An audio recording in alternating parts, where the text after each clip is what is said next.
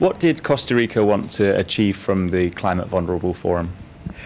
Well, we came here with a lot of expectations concerning be together with vulnerable countries as well, and then trying to get a common position.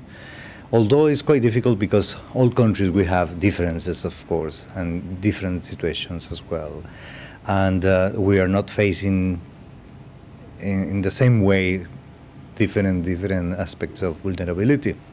But at the same time, we are all vulnerable. I mean, it doesn't matter if it's developed countries or developing countries. We are in this world and we are vulnerable as such.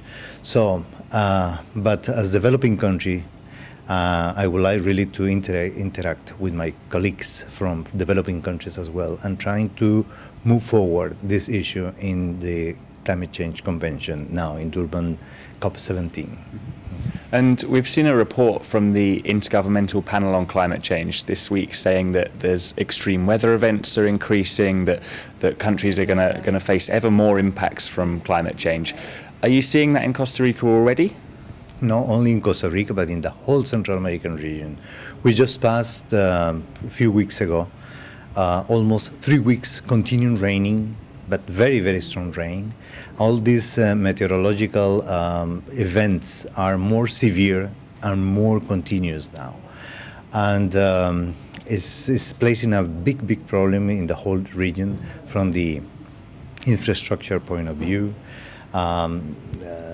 There are many floods, casualties, of course. People die in Guatemala, in El Salvador, a lot of people. Even in Costa Rica, less, but it's still the same problems in the whole region. The whole region is a very vulnerable country. You know that according with the German Watch report on vulnerability, 5 out of 7 countries from the Central American region has been in the list of the 10 top vulnerable countries in the world for several years now. Guatemala, El Salvador, Honduras, Nicaragua. And the 2 countries that haven't been there is Costa Rica and Panama.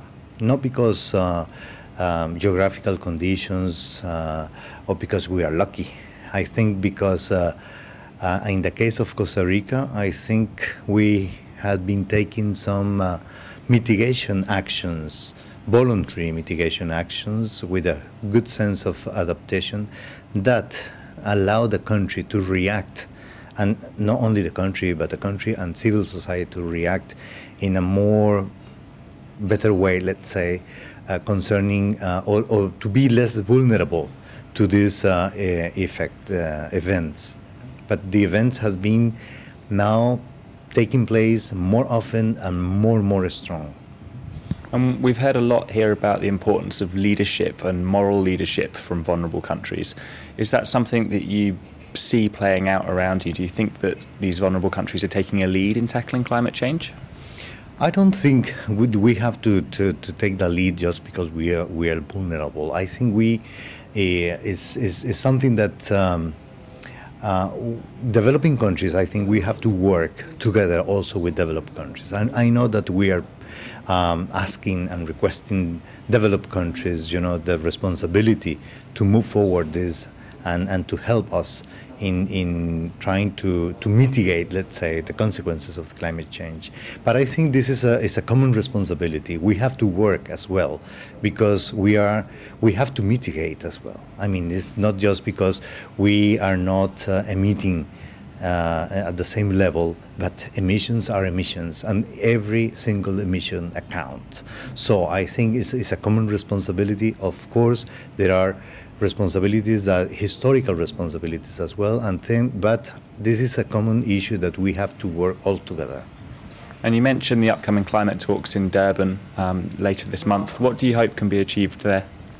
Well, for developing countries, I think the Green Fund is extremely important, just to move this forward, and then to put work in this green fund for all the projects we have, especially for developing countries.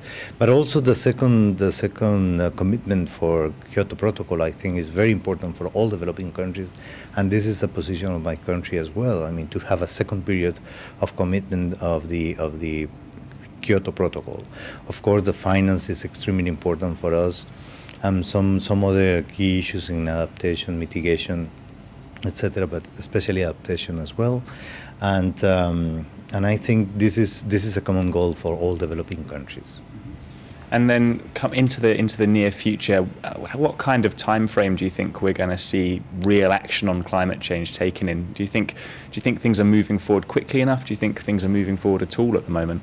No, I don't think we are moving quickly. I think we are moving very, very, very slow. But I have to tell you, I mean, this is a common responsibility, as I mentioned, and I think we are moving this very, very slow, not only for developed countries' reasons, but also developing countries as well. I think we have discussions over and over and over and over, even in our groups. And I think we have to do something, because this is not to blame one specific group or another specific group. I think we are all getting very, very slow this process, and I think we have to move faster. Thank you very much for joining us. Pleasure.